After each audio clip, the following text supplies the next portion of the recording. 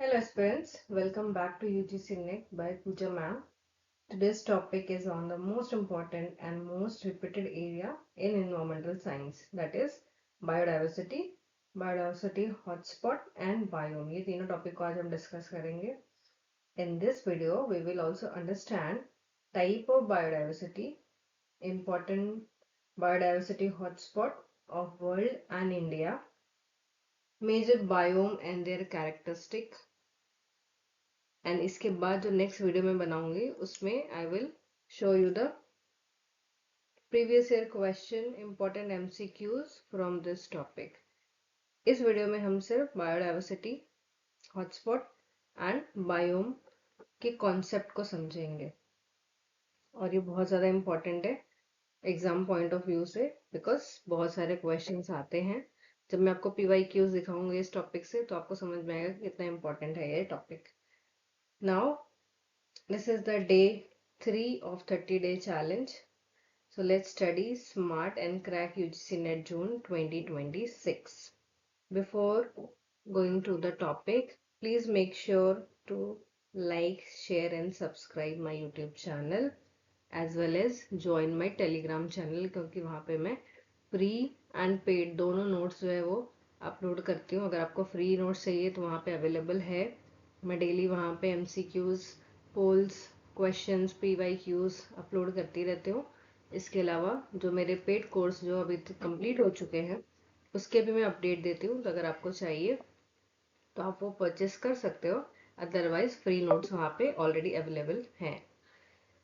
So let's start the video.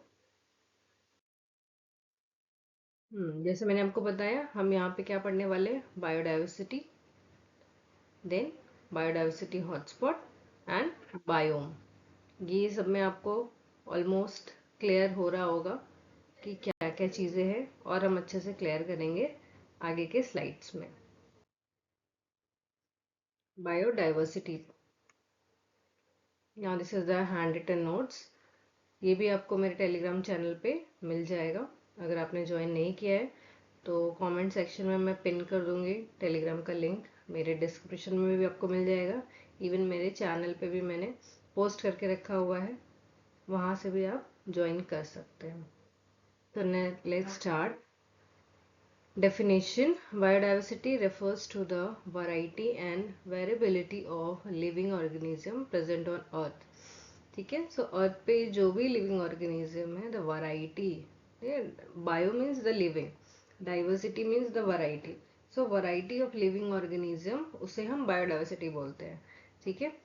So variety of animal, variety of plants, जो भी living organism है उनकी variety को ही हम बायोडाइवर्सिटी बोलते हैं. Right. Now, this term is popularized by E.O. Wilson. Types of levels या type भी बोल सकते हैं, लेवल भी बोल सकते हैं. मोस्टली बायोडाइवर्सिटी को जब हम स्टडी करते हैं तो उसको लेवल्स में स्टडी करते हैं. पहला है जेनेटिक डाइवर्सिटी, दूसरा है स्पीशीज डाइवर्सिटी एंड तीसरा होता है इकोसिस्टम डाइवर्सिटी. जेनेटिक डाइवर्सिटी में क्या होता है, दिस इज द जीन्स. आपने अगर बायो का थोड़ा पढ़ा होगा, ऑब्वियसली अगर आपका EVS है तो आपने बायो टॉपिक पढ़ा ही होगा. सो उसमें हम जीन्स पढ़ते हैं. तो जीन्स क्या होता है, जीन्स जो है this is the smallest unit जिसके वजह से जो भी डिफरेंसेस हमें दिखाई देते हैं एक दूसरे में. All humans are the homo sapien, same species है but still we all are different. हमारा अपीयरेंस अलग है, हम दिखने में अलग दिखते हैं. बेसिक सारी चीज़ें सेम होती हैं बट अपीयरेंस अलग होता है. तो वो क्यों होता है, because we all have that different genes. So genetic diversity क्या होता है, within a same species. ठीक है. ह्यूमंस अगर आप एग्जाम्पल ले लो, ह्यूमंस एक सेम स्पीशीज है but still we all are different. तो ऐसा क्यों है, because of the different genes. We all have the different genes, right. तो सेम स्पीशीज में भी जो डिफरेंस दिखाई देता है that is because of the genetic diversity. Second है वैरायटी, स्पीशीज डाइवर्सिटी. ये क्यों है, variety of species in a particular area. अगर आप एक कोई पर्टिकुलर एरिया ले लो, सपोज आपका एरिया है जहाँ पे आप रहते हो, तो उस एरिया में आपको देखो जो भी लिविंग आपको दिख रहा है, ऐसा नहीं है सिर्फ आपको ह्यूमन ही दिखाई देंगे, एनिमल्स भी दिखाई देते हैं, डिफरेंट टाइप ऑफ प्लांट्स दिखाई देते हैं. प्लांट में there are number of varieties दिखाई देगी, है ना. रोज के plant, trees, shrubs, herbs, grasses animals में वैरायटी ऑफ एनिमल्स दिखाई देंगे। तो ये क्या है, एक पर्टिकुलर एरिया में, एक स्पेसिफिक एरिया है, एक छोटा सा एरिया, आपकी सोसाइटी हो सकती है वो। तो उस छोटे से एरिया में, उस पर्टिकुलर एरिया में आपको क्या दिख रहा है, वैरायटी ऑफ स्पीशीज दिखाई दे रहे हैं, उसे हम स्पीशीज डाइवर्सिटी बोलते हैं। ठीक है। Now next is ecosystem diversity. Ecosystem क्या होता है, हमने पहले ही पढ़ा है। इकोसिस्टम क्या होता है, ecosystem is the any geographical area जहाँ पे बायोटिक एंड एबायोटिक कंपोनेंट का इंट्रैक्शन होता है, उसे हम इकोसिस्टम बोलते हैं। ठीक है, यहाँ पे नेचुरल इकोसिस्टम की बात हो रही है, मैनमेड की बात नहीं हो रही है, राइट। तो फॉरेस्ट है, डेजर्ट है, ग्रासलैंड है, वेटलैंड्स हैं, ये हर जैसे द वैरायटी ऑफ इको, मतलब कि फॉर एग्जांपल जैसे पॉन्ड है और मरीन ये है, ओशियन है। ठीक है, so both are the aquatic ecosystem, दोनों ही वाटर के इकोसिस्टम है, बट स्टिल वो दोनों एक दूसरे से बिल्कुल अलग हैं। क्यों? क्योंकि उसके अंदर जो लिविंग ऑर्गेनिज्म है वो डिफरेंट होंगे। क्यों डिफरेंट होंगे? क्योंकि जो भी लाइक जो लेक है या पॉन्ड है वो फ्रेश वाटर है, और जो ओशियन है वो मरीन वाटर है, सॉल्टी वाटर है। तो उसके जो लिविंग ऑर्गेनिज्म होंगे वो बिल्कुल डिफरेंट होंगे पॉन्ड इकोसिस्टम से। So this is the variety and diversity of ecosystem. तो हर इकोसिस्टम एक दूसरे से अलग होता है। वो लैंड का भी हो सकता है, वो वाटर का भी हो सकता है। लैंड पे आपको फॉरेस्ट, ग्रासलैंड, वेटलैंड ये सारे हैं, लेकिन ये एक दूसरे से बिल्कुल अलग होते हैं। ठीक है, so this is the level of biodiversity, genetic, species and ecosystem. Importance of biodiversity. क्यों है important biodiversity? Because it maintain the ecological balance and stability. जितनी ज़्यादा बायोडाइवर्सिटी होगी, जितनी ज़्यादा रिचनेस होगी, जितनी ज़्यादा वैरायटी ऑफ लिविंग ऑर्गेनिज्म होंगे, it will balance the ecosystem as well as stabilize करता है। ठीक है, स्टेबल रहता है, क्योंकि हर ऑर्गेनिज्म का, हर लिविंग बीइंग का उनके पर्टिकुलर एरिया में in environment there have a specific role. हर किसी का अपना एक स्पेसिफिक रोल होता है। अगर सपोज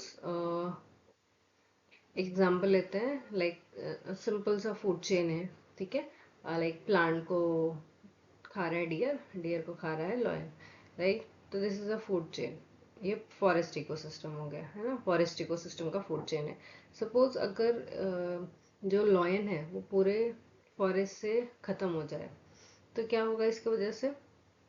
इसकी वजह से ऐसा होगा कि प्लांट की वैरायटी जो होगी वो डिक्रीज होने लगेगी, क्योंकि जो उसको खाने वाले डियर हैं या हार्बीवोर है वो इंक्रीज करेंगे और उन्हें मारने वाला कोई नहीं रहेगा, राइट। तो it will disbalance the ecosystem, और इसकी वजह से जो इकोसिस्टम है वो खत्म भी हो सकता है। ओके, तो इसलिए जितनी ज़्यादा, अगर सपोज कि उस लॉयन के अलावा कोई और नहीं है अगर कार्निवोर, तो भी ये प्रॉब्लम होगा। बट अगर लॉयन के अलावा कोई दूसरा है ना, टाइगर है वहाँ पे, तो बैलेंस मेंटेन रहेगा। ठीक है, तो दिस इज द बायोडाइवर्सिटी। जितनी ज़्यादा वैरायटी होगी, तो स्पेसिफिक रोल अगर किसी का है तो उसको प्ले करने वाला कोई दूसरा भी रहेगा, so it will not disturb the ecosystem balance. Provide food, fuel, fibre, medicine and raw material, ये सारी चीज़ें बायोडाइवर्सिटी की वजह से हमें प्रोवाइड होता है। It support the nutrient cycling, nutrient cycling को सपोर्ट करता है, सॉइल फॉर्मेशन में हेल्प करता है, क्लाइमेट रेगुलेशन, वाटर साइकिल, है ना। इसका economic, aesthetic, cultural and ethical values भी है बायोडाइवर्सिटी का। Okay, now threat to biodiversity. क्या है थ्रेट, है ना, खतरा क्या है बायोडाइवर्सिटी को? तो humans are the most threat, है ना। द सबसे ज़्यादा जो थ्रेट है बायोडाइवर्सिटी को फ्रॉम द ह्यूमंस ही है। सो पहला है habitat loss and fragmentation. Habitat loss का मतलब जो हम जंगल काट रहे हैं, तो जो हैबिटेट है यानी कि जो घर है वाइल्ड एनिमल्स का, तो उनका वो हैबिटेट हम छीन रहे हैं, उनका हम घर छीन रहे हैं ना, तो उनका हैबिटेट लॉस हो रहा है। एंड फ्रेगमेंटेशन, क्योंकि हम रोड बना रहे हैं, हम डैम्स बना रहे हैं, है ना, हम कंस्ट्रक्शन कर रहे हैं। तो इसकी वजह से क्या होता है, जब रोड्स बनता है या कोई रेलवे ट्रैक लगता है, तो जो फॉरेस्ट होता है वो फॉरेस्ट के बीच से निकलता है, साइड से निकलता है, it will divide that forest, है ना, उसको फ्रेगमेंट्स में तोड़ देता है, जिसकी वजह से जो वहाँ पे रहने वाले लिविंग हैं, जो वहाँ पे रहने वाले वाइल्ड एनिमल्स होते हैं, उनका वो घर क्या हो गया, छोटा होने लगता है, फ्रेगमेंट्स में डिवाइड होने लगता है। And it will lead to the loss of those animals. क्योंकि बहुत बार क्या होता है, आपने सुना भी होगा कि जब एनिमल्स जो है वो रोड क्रॉस करते हैं, रेलवे ट्रैक को क्रॉस करते हैं, तो उनकी डेथ हो जाती है, एक्सीडेंट्स हो जाते हैं, है ना। तो this is because of fragmentation.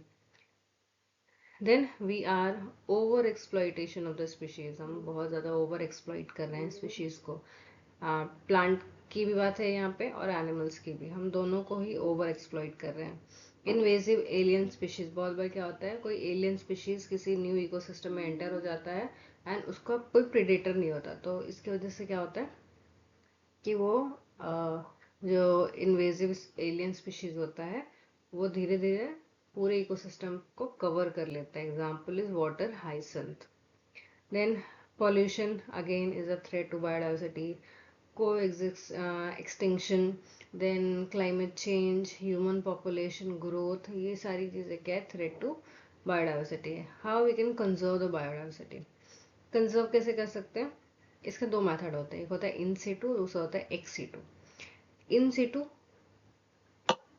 In situ का मतलब होता है इनसाइड द इकोसिस्टम, जो हम इकोसिस्टम के अंदर ही कंजर्व करते हैं तो सब इन सीटू बोलते हैं। फॉर एग्जाम्पल, अगर कोई एनिमल है, उसकी पॉपुलेशन बहुत कम हो रही है, तो अगर हम उसके इकोसिस्टम में ही उसका रीज़न पता करें कि क्यों उसकी पॉपुलेशन कम हो रही है एंड हम उसको वो सारी चीज़ें प्रोवाइड कराएं, तो उसे हम इन सीटू बोलते हैं।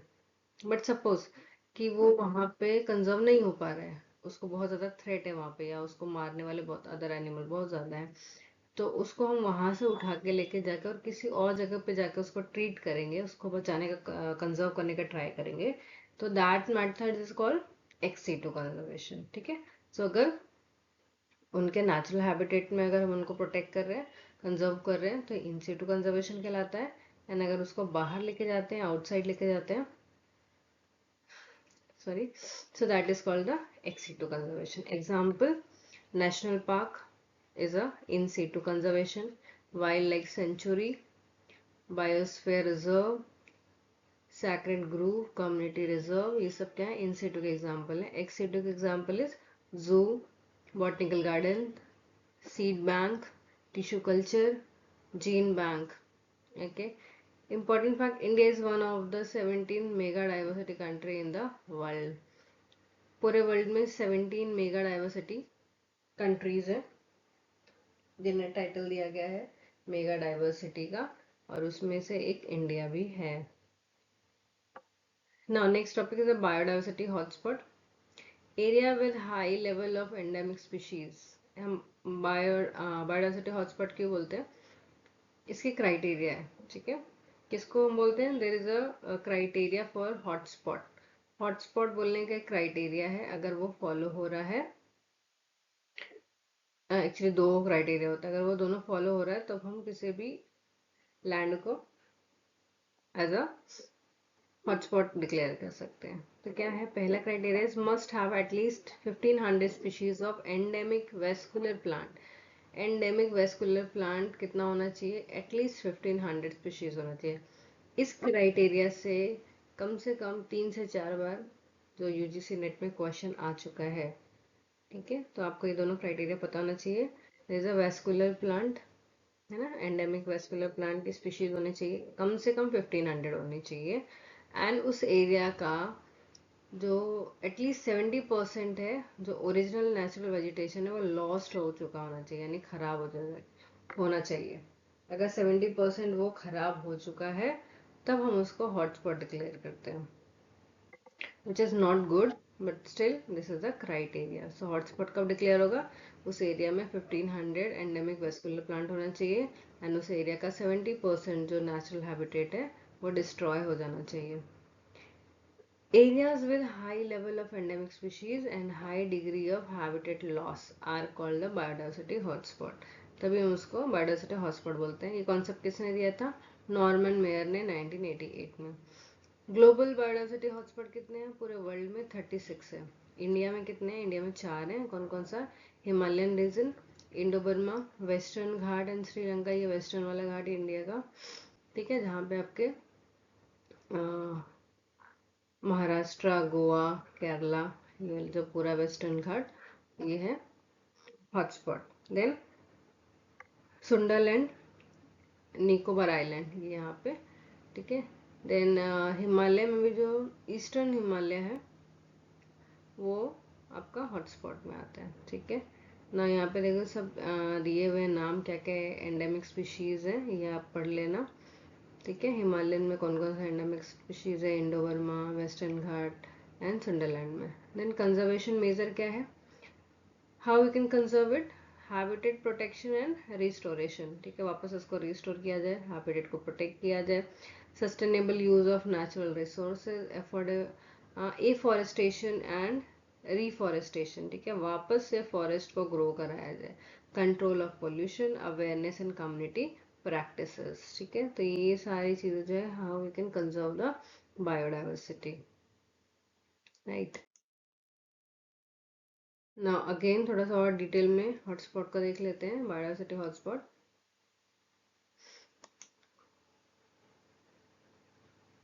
अभी हमने जैसा डेफिनेशन पढ़ा, ऑलमोस्ट सब सेम ही है यहाँ पे भी, ठीक है। बायोडाइवर्सिटी क्या है, the region which have high level of species richness and endemism that are threatened by human habitation। Norman ने मैंने दिया था 1988 में। क्राइटेरिया भी मैंने आपको बताया, 1500 स्पीशीज होने चाहिए एंडेमिक वेस्कुलर प्लांट के, एंड 70% जो नेचुरल हैबिटेट है वो लॉस्ट हो जाना चाहिए। देन की पॉइंट यहाँ पे देख लो जो पीछे नहीं था, cover only 2.4% of earth land surface supports more than 50% of the world plants, ठीक है। सिर्फ कवर कितना है इंडिया पूरे वर्ल्ड में, 2.4% ही है, लेकिन ये सपोर्ट कितने करता है, 50% को। 75% of the hotspot are in tropical region and total 36 biodiversity hotspot in the world. Total कितने हैं वर्ल्ड में, 36, इंडिया में कितने हैं, 4। मेगा हॉटस्पॉट कितने हैं वर्ल्ड में, 17, उनमें से एक इंडिया भी है, राइट। यहाँ पे देखो कुछ फीचर दिए हुए, हिमालय, इंडो बर्मा। ये मैंने पूरा जो हैंड रिटन ये जो नोट्स है ना, ये मैंने मेरे टेलीग्राम चैनल पे डाल दिया है, तो आप वहाँ पे ज्वाइन करो एंड वहाँ से आप ये लोकेशन, इसके फीचर, इम्पोर्टेंस, एंडेमिक स्पीशीज कौन कौन से हैं, थ्रेट क्या है, ये सब आप वहाँ से पढ़ो। अगर आप नोट्स नहीं बना सकते हो तो आप वहाँ से उसका प्रिंट भी लेकर पढ़ सकते हो, नोट्स बनाने का टाइम नहीं है, या फिर अगर आपको कम रेट में ना, बिल्कुल अफोर्डेबल प्राइस में अगर आपको नोट्स चाहिए क्रैश कोर्स के, या फिर only for numericals, only for particular कोई ऐसा टॉपिक है जो आपको नहीं समझ में आ रहा है, सिर्फ आपको उसके नोट्स चाहिए, तो आप मुझे टेलीग्राम चैनल पे बताओ, I will provide you the notes. ये पूरा ग्लोबल डिस्ट्रीब्यूशन है बायोडाइवर्सिटी हॉटस्पॉट का, जो टोटल मैंने अभी आपको बताया 36 है उनका। नाउ ट्रिक है यहाँ पे, ट्रिक टू रिमेम्बर द हीव्स, H for Himalaya, I for Indo Burma, W for western Ghat and S for Sundaland. वैसे आई डोंट थिंक सो कि इसके लिए ट्रिक की ज़रूरत है, बहुत ही सिंपल है ये, आपको इजीली याद हो जाएगा। नाउ नेक्स्ट हमारा है बायोम्स। बायोम्स क्या होता है, biome is a large geographical area. मैंने आपको हिरार्की बताई थी, है ना, ऑर्गेनिज्म, ऑर्गेनिजम्स के बाद आते हैं पॉपुलेशन, देन कम्युनिटी, कम्युनिटी के बाद आता है इकोसिस्टम, राइट, एंड इकोसिस्टम के बाद आता है बायोम। तो ये लास्ट है जो सबसे बड़ा ब्रॉड लिविंग ऑर्गेनिज्म एरिया होता है, दैट इज द बायोम। इसके अंदर बहुत सारे छोटे छोटे या बड़े बड़े भी इकोसिस्टम्स आते हैं, ठीक है। सब biome is a large geographical area characterized by the specific climate, vegetation and animal life। की points क्या हैं इसके, biomes are major ecological communities determined mainly by climate। each biome has unique plants and animals adapted to that environment। ये दिया किसने था, इसे दिया था क्लेमेंट्स ने ना। बायोम क्या है, it's not equivalent to ecosystem. Biome is a large geographical area, जबकि इकोसिस्टम क्या होता है, स्मॉलर फंक्शनल यूनिट होता है और विद इन द बायोम होता है, ठीक है। बायोम के अंदर बहुत सारे छोटे छोटे इकोसिस्टम्स हैं, ओके। ना trick to remember, it's FDGTA, forest, desert, grassland, tundra, aquatic. Major terrestrial biome कौन कौन से है, फॉरेस्ट है, forest biome, grassland, desert and tundra. ये भी बहुत इंपॉर्टेंट है, इससे भी क्वेश्चन आते हैं, ठीक है। तो टेरेस्ट्रियल का कौन कौन सा है? Forest, grassland, desert, tundra and aquatic का fresh water and marine water है। So this is so other trick to remember the terrestrial biome. तो फॉरेस्ट, ग्रासलैंड, डेजर्ट इज बहुत ही कॉमन है, आपको पता ही होगा, एंड उसमें टुंड्रा है, टाइगा भी होता है। नाउ यहाँ पे देखो biome, forest biome, grassland biome, desert biome, tundra biome. इसका क्लाइमेटिक कंडीशन कितना रहता है? हाई रेनफॉल होता है फॉरेस्ट में, देन मॉडरेट होता है ग्रासलैंड में, वेरी लो रहता है डेजर्ट में, टुंड्रा इज वेरी कोल्ड, बहुत ठंडा होता है, टाइगा उससे भी ज़्यादा ठंडा होता है, and aquatic is a water वाला। ठीक है, एक्वाटिक है। वेजिटेशन कैसा है? डेंस है, जहाँ बहुत बारिश होगा वहाँ डेंस रहेगा, है ना, बहुत ज़्यादा ग्रीनरी रहेगी, एवर ग्रीन प्लांट्स आपको मिलेंगे। ग्रासलैंड में पानी कम है तो इसलिए वहाँ पे मोस्टली आपको घास वगैरह मिलते हैं, या घास भी मिलते हैं बट ऐसा नहीं कि ट्रीज नहीं रहते, ट्रीज भी होते हैं बट कम होते हैं। देन डेजर्ट, जहाँ बिल्कुल बारिश नहीं होती वहाँ पे तो और नहीं प्लांट्स मिलते हैं, ट्रीज तो बहुत मुश्किल से मिलते हैं, बहुत कम, मोस्टली जो कांटेदार जो पेड़ होते हैं वो मिलेंगे, या तो मोस्टली श्रब्स होते हैं। देन टुंड्रा ठंडा है तो यहाँ पे भी आपको ज़्यादा पेड़ वगैरह नहीं मिलते हैं। एंड एक्वाटिक में फाइटोप्लैंक्टन, एल्गी, हाइड्रोफाइट्स, सीवीड्स ऐसे प्लांट्स मिलते हैं, वेजिटेशन। देन फौना, बहुत ज़्यादा घना है, जंगल है, पेड़ पौधे हैं, तो आपको वहाँ पे बड़े बड़े एनिमल्स मिलेंगे like deer, elephant, tiger, insect, birds.